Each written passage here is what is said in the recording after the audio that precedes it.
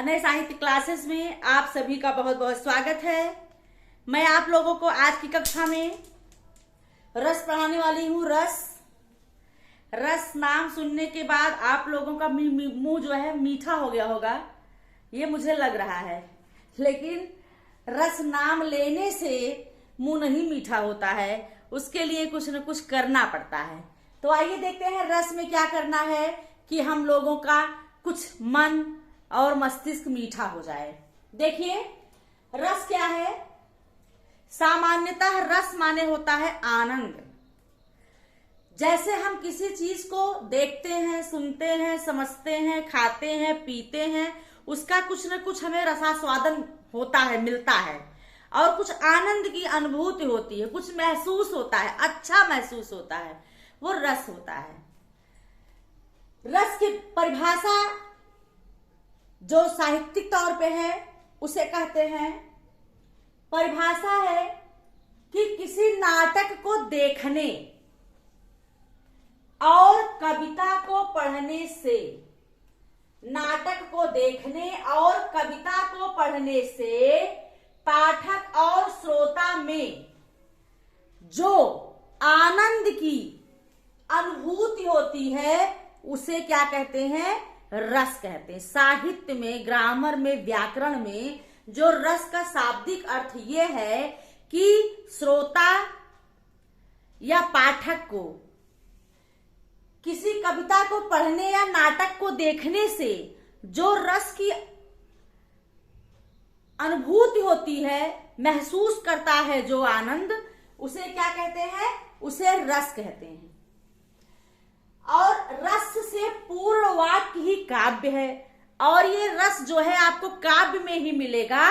जहां पर रस से परिपूर्णता होती है उसे काव्य कहा जाता है। जिस वाक्य में रस परिपूर्ण होता है उसे क्या कहते हैं? उसे कहते हैं काव्य। साहित्य दर्पण विश्वनाथ जी का ग्रंथ है।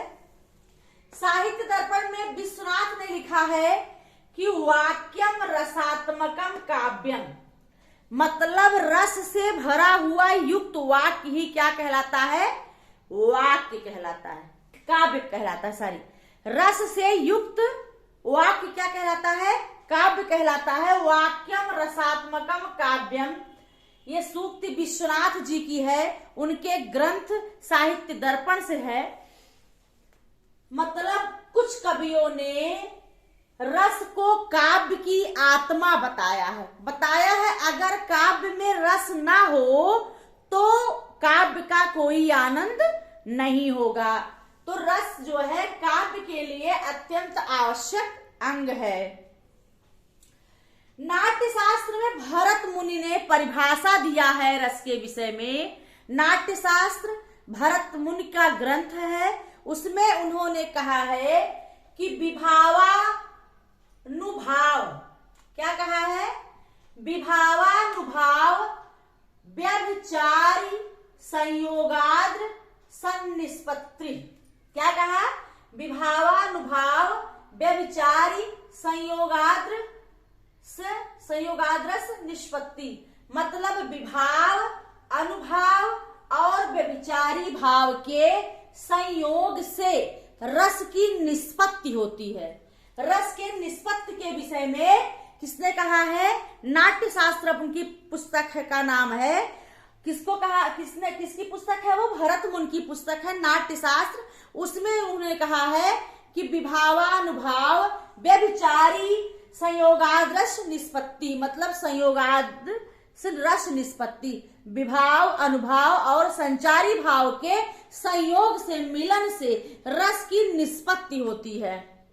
तो इसके लिए आपको विभाव जानना पड़ेगा, अनुभाव जानना पड़ेगा, व्यभिचारी भाव जानना पड़ेगा। रस के 4 अंग माने गए हैं, लेकिन भरत मुनि के इस परिभाषा के अनुसार उन्होंने 3 ही अंग माना है। एक विभाव माना है, अनुभव माना है, और क्या माना है? विभाव, अनुभव और व्यभिचारी भाव माना है, संचारी भाव। अब आप जो है पहले हमको ये थोड़ा सा देखना है कि रस कहां से आया है, कैसे कैसे इसे लाया गया है, और इसके कुछ व्याख्याता हैं जिन्होंने रस की व्याख्या की है। ये तो मैंने कॉमन रूप से रस के विषय में आपको बता दिया है।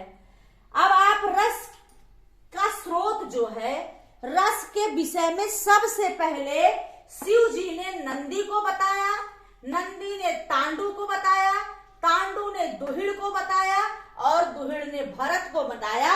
हिंदी व्याकरण में रस के जो व्याकरण है, रस के आचार्य हैं, वो भरत को माना गया है। प्रतिपादक आचार्य कौन है? भरत मुनि है। रस के व्याख्याता है रस सूत्र के। रस सूत्र के कुछ व्याख्याता है, देखिए। पहले है भट्ट लोल्लट। इसमें से प्रश्न बनता है। It is most important part of रस। ये रस का बहुत ही महत्वपूर्ण पार्ट है। यहां से आपको 1-2 प्रश्न आएगा, 1 से 2 प्रश्न यहां से आता है। कभी कभी पूछ लेता है, मतलब इसके जैसे शंकु का अनुमितवाद के सिद्धांत है इनका, इसके जो है वो कौन है, आचार्य कौन है, या उनका दर्शन पूछ लेता है। तो इसमें हमने आपको, जैसे आचार्य भट्ट लोल्लट है, पहले हैं जो रस सूत्र के व्याख्याता हैं, पहले आचार्य भट्ट लोल्लट है। उनका उत्पत्तिवाद है सिद्धांत, और उनका दर्शन जो है वो मीमांसा प्रेक्षक है। भट्ट लोल्लट पहले रस सूत्र के व्याख्याता, उनका सिद्धांत उत्पत्तिवाद है और दर्शन मीमांसा प्रेक्षक है। दूसरे शंकुक है। दूसरे आचार्य कौन है रस सूत्र के व्याख्याता? शंकुक है। इनका जो है सिद्धांत अनुमितिवाद है, अनुमितिवाद, और इनका दर्शन है न्याय दर्शन। ठीक। अगले तीसरे आचार्य है भट्टनायक। भट्टनायक, इनका सिद्धांत है भुक्तिवाद। क्या है? भुक्तिवाद। और इनका दर्शन है सांख्य दर्शन। क्या है? सांख्य दर्शन। और अगले आचार्य चौथे और अंतिम है अभिनव गुप्त। अभिनव गुप्त का सिद्धांत है अभिव्यक्तिवाद, और इनके दर्शन है शैव दर्शन या अद्वैतवाद। अद्वैत वेद इनका दर्शन है। किसका? अभिनव गुप्त का। तो आपको ये इनके दर्शन भी देखने पड़ेंगे और सिद्धांत भी देखने पड़ेंगे, और ये क्रम है इनके रस सूत्र के व्याख्याता के। पहले हैं भट्ट लोल्लट, फिर है शंकुक, फिर है भट्टनायक, फिर है अभिनव गुप्त। शंकुक का उत्पत्तिवाद है, मीमांसा दर्शन है।